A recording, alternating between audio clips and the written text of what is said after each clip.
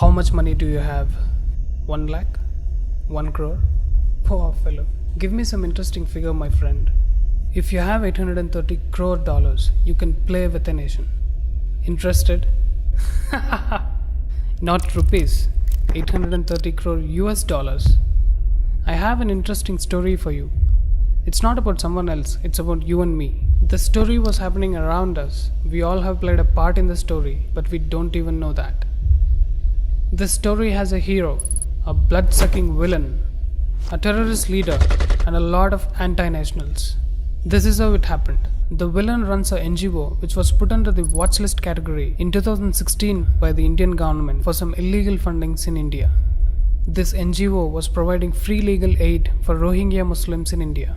We all know how much money goes into fighting court cases. Then how come a NGO helping lakhs of illegal migrants free of cost? There must be some vested interest, right?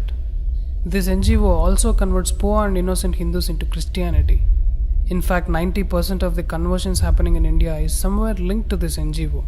The same NGO also filed a complaint against the Rafale deal, which we all know was a bogus case, and on 14 December 2018, Supreme Court of India gave the judgment that all the allegations were baseless. After that, the gentleman Rahul Gandhi had to apologize for his fake allegations. This NGO is getting busted every single day and falling under the watchlist category or prior permission category. This made the villain furious and he wanted to take a revenge from the hero. He started doing his dirty works. On 5th August 2019, the Indian government rendered Article 370 ineffective, which took that special status from Jammu and Kashmir and made it equal to other states. This created restlessness in the country where the terrorists feel safe. Yes, I'm talking about Pakistan. On 22nd September 2019, Howdy Modi event took place in Houston, USA. The hero stepped on the mega stage and the stadium was filled with 50,000 people cheering on top of their voices, erupted with joy. The hero, whom we all elected as the Honorable Prime Minister of our country, Sri Narendra Bhai Modi. The very next day, on 23rd September 2019, the villain met Pakistan's Prime Minister Imran Khan in New York. This villain is no other than George Soros, who runs an NGO by the name Open Society Foundations. He is a billionaire with a net worth of 830 crore US dollars, which is more than 1/4 of Pakistan's GDP. Then both of them discussed about the Kashmir issue. Here we all have understood that all these anti-national forces are coming together because they know that India can become a superpower if it solves its internal issues. And Kashmir was a big issue for India. People like Soros doesn't want India to succeed, doesn't want India to become a superpower. Pakistan knows that their country is good for nothing. They just want to pull India down. On 27 September 2019, our Honorable Prime Minister Narendra Modi ji addressed the 74th Annual UN General Assembly session held in New York. Shortly after that, beggar Prime Minister Imran Khan addressed the same session and spewed venom against India and Indian Army, which he usually does. Modi ji took a note of it, came back to India, and after a month of planning, on 31st October, the government gave a befitting reply by declaring Jammu and Kashmir and Ladakh as two union territories. This made the villain go berserk. Now, Soros can see the defeat standing in front of him. To protect the image of his NGO, he launched a book on Amazon on the exact same date, 31st October 2019. Till now, Soros had lost more than thrice to Modi ji, and he wanted a revenge. So on 24th January 2020, he gave a speech at the World Economic Forum at Davos and committed $1 billion towards fighting nationalism and nationalists. He also criticized the Citizenship Amendment Act and met Imran Khan again. Interestingly, the very next day, on 25th January 2020, videos of an anti-national, Sharjeel Imam, became viral, where he said that if 4 to 5 lakh Muslims come together, they can cut Assam from India. After 2 days, on 27th January 2020, ED found financial links with terrorist organization PFI and anti-CIA protest. Does this have any link with PFI? Yes, it has.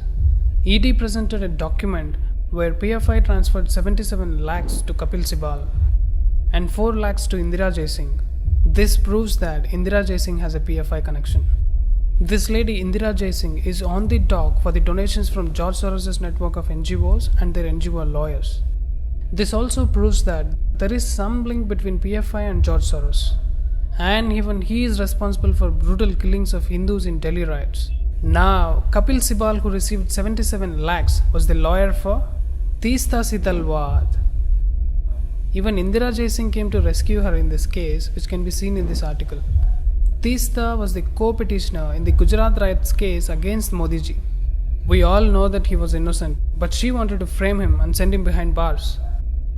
Modi ji is the common enemy for her and George Soros. Interestingly, the organization that Teesta Sitalwad made in 2002, even Javed Akhtar was also part of it. That is the reason why you all have seen his dumb son in the anti-CAA protest. This photo can explain you everything. There is a Facebook page by the name Fraternity Government JNU, which wants the government to release this anti-national Sharjeel Imam.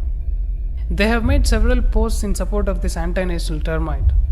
This Facebook page supports the vulgar acts of Tablighi Jamaat, and the same page calls Teesta Sitalwad as a chief guest to address their audience. Teesta Sitalwad's NGO, CJP works in Assam, and Sharjeel Imam wanted to cut Assam from India. Can you see the link? All these evidences show that Sharjeel Imam, Teesta Sitalwad, Kapil Sibal, Indira Jaising, PFI and George Soros are all connected in some way. Their only goal is to destroy the country and break it from inside. After this crackdown by ED, Soros wanted to do something big. On 29 January 2020, George Soros moves to Delhi High Court against the Modi government, which had put his NGO in prior permission category. But the question is, why did he take 3 years to file a complaint? Or was he planning something big? Yes, on 4th February 2020, he sent his puppet Harsh Mandar to Shaheen Bagh, where he asked everyone to join the Shaheen Bagh protest. Let me tell you one thing here. Harsh Mandar works for at least 5 Christian missionaries. He handles the conversion business of Soros. He also held more than 8 to 9 positions during the Congress's rule when Manmohan Singh was the Prime Minister. He was the main man for Sonia Gandhi, and he is the main man for Soros as well. How can a person work for the ruling party and at the same time work for the anti-Indian forces? It can only happen when the ruling party is also involved in breaking the country. We all know the hate that Sonia Gandhi has for sadhus and Hinduism, and Harsh Mandar working for Christian missionaries proves my point. After this, on 18 February 2020, Teesta Sitalwad also came to Delhi and joined the anti-CAA protest, and she was seen tutoring the protesters. She was teaching them what they have to say and what not. Watch here. क्या शाहीन बाग के आंदोलन की जगह बदलने से आंदोलन कमजोर होगा क्या? ये हमारा सवाल है, जवाब किसी को नहीं देना है, वो जवाब से पूछा जाएगा तो आपको एक को जवाब देना है, सब नोट करेंगे, ठीक है? तो ये पहला सवाल है, क्या शाहीन बाग के Remember, wherever she is, there is a possibility of riots. She did that in Assam, and now she came to Delhi. These protester men and women were the same who were throwing stones on the police, shooting at the police, stopping the traffic and burning buses. But they wanted some kind of retaliation from BJP, which came on 23rd February 2020, when Kapil Mishra publicly spoke out in a rally against the anti-CAA protest. The comment was not at all provocative, but Islamists and anti-Indian forces were waiting for some kind of comment which they could blame later. They wanted to disrupt the Trump visit, which was on the very next day on 24th February 2020. Aam Aadmi Party's Tahrir Hussain was involved in this anti-CAA riots. It was a pre-planned event, as petrol bombs, acid packets, slingshots, bricks and stones were kept strategically in his house. Even the recent updates and FIRs show that it was a pre-planned event against Hindus. We have seen how many Hindus lost their lives. Finally, the villain won this time. The villain, along with anti-nationals and Begaristan, doesn't want India to progress. Even though the hero saved us many times, but villain knew that he had to win only once. But remember, this is not a movie. These events have major effects on our country and on us. The hero needs people to support him by sharing these facts to as many people as we can. All of us saw these events happening in front of our eyes, but we never connected the dots. Please share this video with as many people as you can so that the truth reaches everywhere. Right now, the fake news and allegations, baseless, all kinds of rubbish is prevailing everywhere, especially in Twitter. Remember, Modi is a different kind of legend. You can't buy him for money, unlike other party leaders. Narendra Modi is not for sale.